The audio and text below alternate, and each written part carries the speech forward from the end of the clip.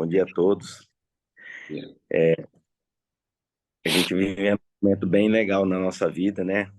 E um momento em que a gente tem despertado para tantas coisas e a gente precisa ficar muito atento a algumas coisas que também vêm acontecendo, vêm para nos impedir muitas vezes de prosperar.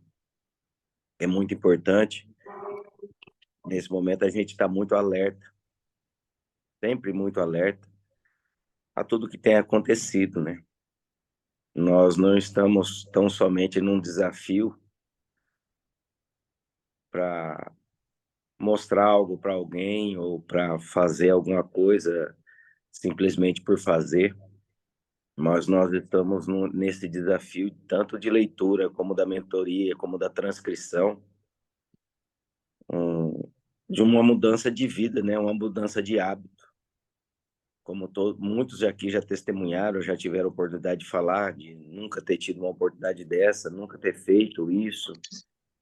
A gente tem visto que há em nós essa ardente situação, essa ardente mudança, mas também existem forças contrárias que muitas vezes nos atingem na nossa vulnerabilidade.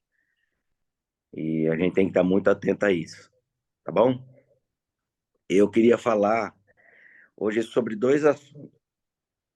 Desde ontem, meu coração ardeu muito ontem, porque eu tenho vivido um tempo desse e eu tenho sido muito alerta. E também a gente tem sentido o ataque também, né? Esse posicionamento agora também da minha parte em relação aos homens aí da igreja, né? Da gente estar à frente desse ministério começando um trabalho, isso com certeza vai gerar reações contrárias do inimigo, né? Mas vamos que vamos, nós não podemos perder o foco. E eu queria falar sobre dois assuntos hoje. O primeiro assunto é sobre primícia. É sobre primícia. Mateus, capítulo 6, no versículo 33, Mateus 6, 33,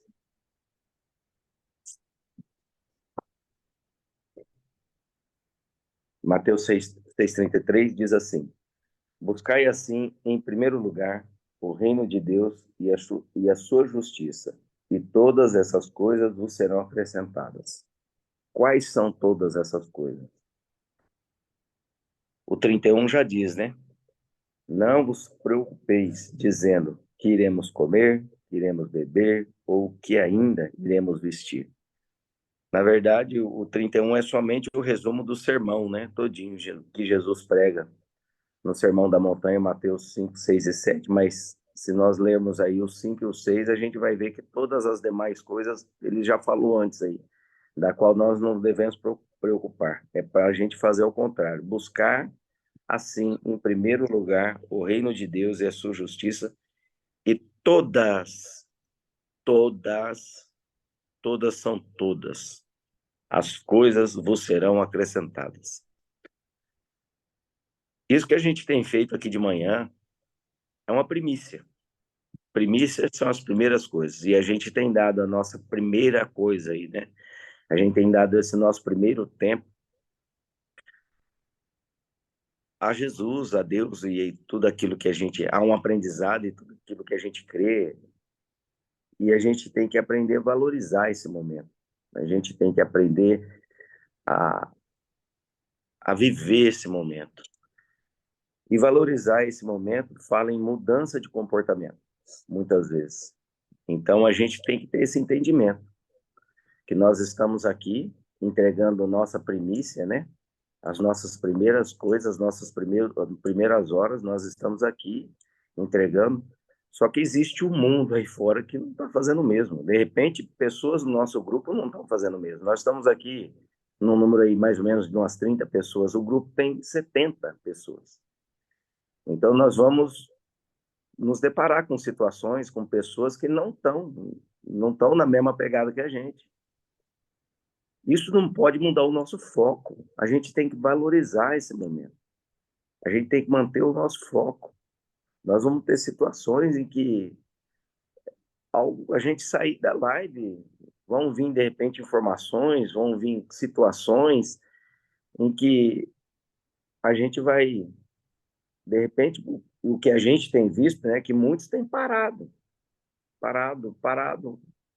e tirado o foco dessa primícia, dessa entrega, desse momento que nós estamos tendo simplesmente por situações que muitas vezes não é que a gente tem que se fazer de desinteressado, mas isso não pode mudar o nosso foco. Me lembra muito a questão de Neemias, né? Neemias tinha uma obra ali para fazer, estava ali, numa mão a espada, na outra mão a colher, entre aspas, né? A gente não sabe qual era a ferramenta que usar, mas está ali uma colher, um punhado de cimento e erguendo um muro. E ele não podia parar. Apesar das distrações, apesar das pessoas que não estão no mesmo propósito que ele, queriam que ele parasse, mas ele não parou. Ele, em nenhum momento ele voltou atrás.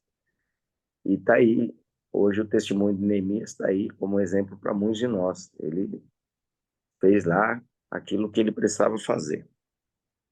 Então, o primeiro momento a primeira coisa que eu queria falar sobre hoje é primícia. E para a gente valorizar, valorize essa primícia, valorize. E a segunda coisa que eu queria destacar aqui hoje é sobre a presença de Jesus. E para isso eu queria ler dois textos sobre a presença de Jesus. Lucas, capítulo 23, no versículo 6 ao versículo 12. 23. Lucas 23. Do 6 ao 12. Ao ouvir isso, Pilatos queria saber se aquele homem era, era de fato galileu. Ao ser informado que ele era da jurisdição de Herodes, estando este naqueles dias em Jerusalém, lhe enviou. Assim que Herodes viu a Jesus, expressou grande satisfação, pois havia muito que desejava conhecê-lo, por ter ouvido falar de sua fama. Tinha também a expectativa de vê-lo fazer algum milagre, algum sinal. Muitas maneiras, e de muitas maneiras questionava. Jesus, entretanto, nada lhe respondia. Os chefes do sacerdote e os mestres da lei estavam presentes e o acusavam com grande eloquência. Porém, Herodes, assim como seus soldados, acabaram por ridicularizá-lo e zombar dele. Obrigaram-no a vestir uma capa com aparente realeza e mandavam de volta a Pilatos. O 12 diz assim: naquele mesmo dia, Herodes e Pilatos, que viviam em clima de inimizade, firmaram um pacto de reconciliação. O outro texto, mesmo Lucas 23, agora do 39 ao 43. Um dos criminosos que ali estavam com o escravo esbravejavam insultos contra ele. Não és tu o Messias? Salva-te a ti mesmo e a nós também. Mas o outro criminoso o repreendeu, afirmando: nem ao menos teme a Deus, estando sobre essa mesma sentença? Nós, na verdade, estamos sendo executados com justiça, pois o que recebemos a pena que os nossos atos merecem. Porém, este homem não cometeu mal algum. Então, dirigindo-se a Jesus, rogou-lhe: Jesus, lembra-te de mim quando entrarmos no teu reino.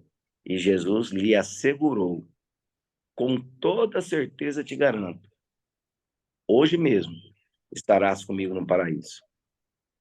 A presença de Jesus. São duas situações. Na primeira situação que eu li, na primeira passagem, Pilatos viu que Jesus não era da jurisdição dele, mandou para o Herodes. O Herodes interrogou, zombou, zoou Jesus, mandou para Pilatos de volta. Mas o que me chamou a atenção foi que os dois, Pilatos e Herodes, eles não eram amigos, eles não trocavam ideia, eles não se conversavam, eles eram inimigos.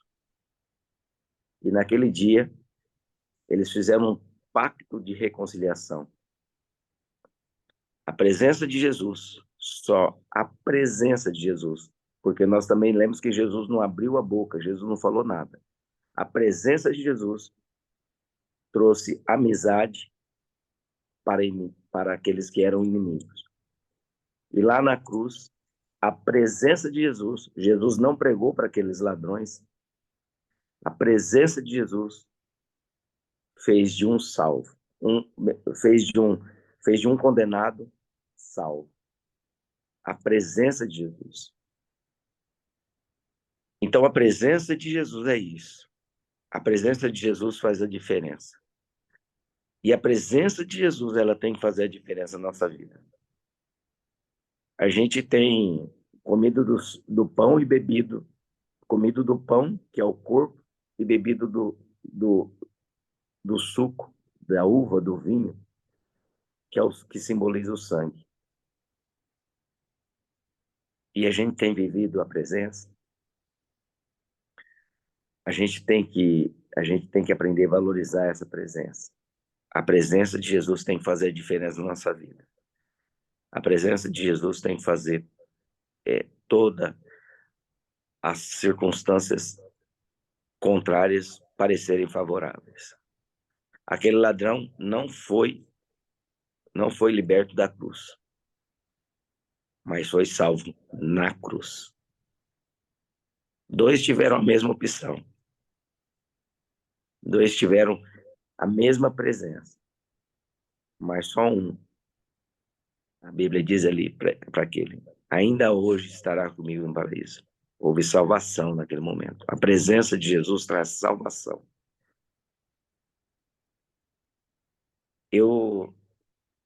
A gente tem vivido tempos bem difíceis. E não por orgulho, tá? Não por orgulho. Vocês não vão ver eu pedindo para vocês assim lá no grupo, ou ora por uma situação, ora por isso. Não por orgulho. Não é por orgulho. É porque eu tenho aprendido que a presença de Jesus vai fazer a diferença na minha vida. Eu tenho aprendido, ao invés de ficar muitas vezes lamentando, ou até mesmo tirando o foco de vocês, eu tenho aprendido a gastar tempo com o meu testemunho. Segunda-feira eu tive um dia bem atípico. Saímos da live aqui, fui tomar banho, fui trabalhar. Às 7h30 da manhã, me liga o motoqueiro da empresa, dizendo, um motoqueiro está de férias, me liga o outro motoqueiro dizendo assim: rapaz, eu estava indo trabalhar e caí de moto, me machuquei. Amém, fica na paz. Peguei um rapaz do estoque, coloquei na moto como reserva. O rapaz saiu fazer a entrega, segunda entrega que eu fui fazer, um carro veio e atropelou o cara. Aí eu peguei e falei assim: eu vou fazer a entrega. E saí para fazer a entrega. E comecei a ver toda a situação e comecei até a chorar ali em cima da moto. E eu, por descuido, assim, que eu não gosto daquele trecho, não gosto de andar nem de carro ali naquele trecho da rodovia aqui em frente a Prudente, eu saí de moto, fui para a rodovia fazer uma entrega. E no meio do caminho me veio, assim, muito forte esse espírito de morte, sabe? Me amedrontando. Eu, na hora, assim, que me veio à cabeça foi aquela música da Cassiane: Deus vai na frente, abrindo o caminho, quebrando as correntes, tirando os espinhos. Eu comecei a cantar bem alto, bem alto e crendo que Deus estava ali. Que apesar de toda a situação e tudo aquilo que a gente tem vivido nesse tempo, Ele está preparando o meu milagre. E eu parei no sinal, naquele semáforo lá em frente à Rock, cantando essa música bem alto. Quando eu olhei para o lado, assim, o cara do carro que tá do lado estava até assustado olhando. Mas eu não parei. Eu fiz o que tinha que ser feito. Chegou no final do dia, eu compartilhei com o pastor o que tinha acontecido. Pastor, pô, Gil, quando for assim, dá um toque. A gente precisa, né? A gente precisa estar orando um pelos outros. E eu, na hora, nem passou pela minha cabeça em não fazer isso. Ontem, quando o pastor começou a falar e ele falou sobre isso, da gente estar firme no propósito, a gente receber essa presença, Deus me levou e falou bem claro no meu coração: tudo que a gente precisa está nele. Tudo que a gente precisa. Eu não sei qual a sua luta. Se é um mosquito, se é a dengue, se é, sei lá o que é a sua luta. Eu olho todas as mensagens no grupo aí, tem algumas assim que eu fico atônito, sabe? Mas eu não sei qual que é a luta. Mas eu tenho as minhas e sei que o meu Redentor vive. Eu sei que a presença dele faz a diferença. Eu sei que eu quero valorizar todos os dias a minha primícia. E não é com altivez de espírito, não é querendo ser melhor que ninguém, não é não querendo mostrar fraqueza, não é isso. Mas eu sei da força do meu Deus. Existem situações que nós não vamos conseguir vencer sozinhos. Mas para a maioria delas, a gente nunca está sozinho. Em todas, a gente nunca está sozinho. Na maioria, não, em todas. A gente nunca está sozinho. A gente precisa valorizar a presença. Essa presença que faz toda a diferença. Muitas vezes a gente não ouve a voz de Deus, não ouve a voz de Jesus. Assim como nesse versículo que nós lemos aqui. Mas a presença dele não nos tira da batalha, mas nos faz vitoriosos. E eu creio